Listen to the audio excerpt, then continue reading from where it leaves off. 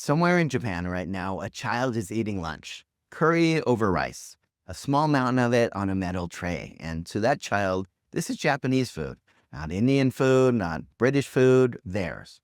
And the child is right. So let me say it plainly. This is Japanese food, truly, fully, not borrowed, not pretending, theirs. And yet it started somewhere else. This isn't a contradiction. That is the whole story. But that plate of curry crossed three borders to get to that tray.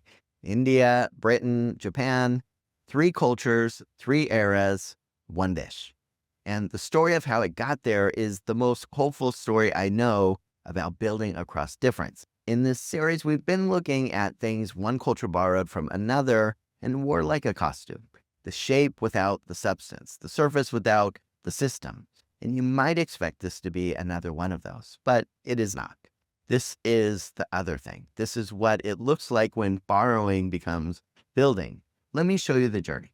Start in the Indian subcontinent. There was never one dish called curry. There were hundreds of dishes, regional, ancient, each its own world, no single recipe. But there was a word, kari, a Tamil word for a spice sauce. The British borrowed that one word and stretched it over everything. Then, as they colonized India, they pressed that whole range of cooking into one product. Curry powder, a jar, a stander, something a British kitchen could buy. And we should be honest about this part. That powder existed because of empire. It was built on the back of colonial rule, on extraction, on a power imbalance most of the people involved never agreed to. So this is not a simple story or of friendly sharing. The first border this dish crossed, it crossed inside an empire. Then the British Navy carried curry to sea. And it traveled well, it fed crews, and in the Meiji era, when Japan was rebuilding itself and looking outward, it modeled its new navy on the British one. So curry arrived in Japan, not from India, but through Britain.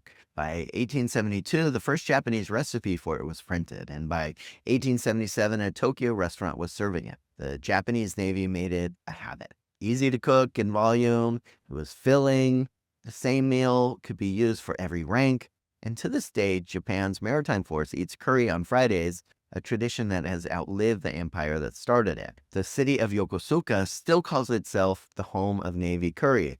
Now, here's where borrowing turns into building. Japan did not keep curry as Indian food.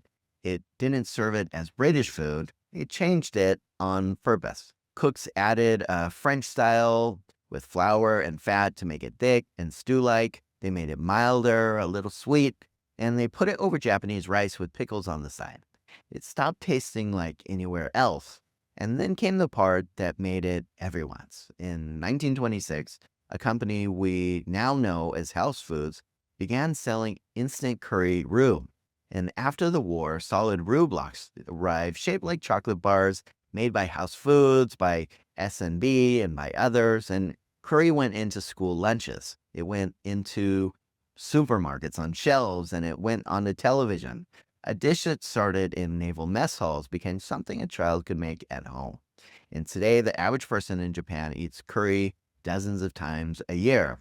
It's one of the most loved foods of Japanese children. And it's on the lunch tray of that kid we started with. And to that kid, it's simply home.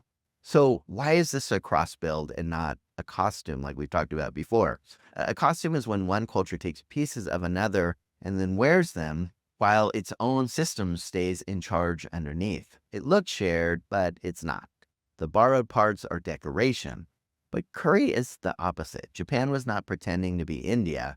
It was not wearing Indian food as a mask. It took the inputs and it built something new that is fully and unmistakably its own. So you can still see the lineage. India is in there, Britain is in there, the inputs are visible, but the thing itself is Japanese and it belongs to the people who built it. And notice what did not happen. India's curries did not disappear. They are alive in every region, as rich as ever. Britain's curry culture is alive too, so nothing was erased. Something new was simply added to the world, and that's the heart of it. Both sources are intact, a new thing that could not exist without both. I want to stay honest because the framework demands it. The clearest form of building across difference is two willing people sitting together, making something neither could make alone.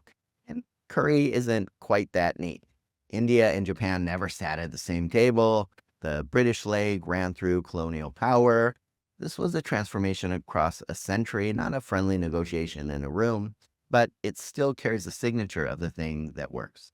The inputs stay visible, and what emerges is truly new. It's owned by the people who built it. Nothing is pretending to be something it's not, and that's the hopeful pattern. And it's worth looking at closely because most of the time, borrowing never gets this far. Most of the time, it stops at costume. So here is the question I would leave you with. Point the idea at your own life. Where have you taken something from another world and worn it as a costume? Kept the surface, skipped the system, called it shared when it was not? And where have you actually built something new with someone from a different world that belongs to everybody who made it? Borrowing can become building, but it takes intention, it takes time. Sometimes it takes a century and a metal lunch tray. A child eats curry and calls it home, and that is what it looks like when it works. Please make sure and drop a comment below and share your thoughts on this topic. And as always, thank you for taking the time to watch. Take care.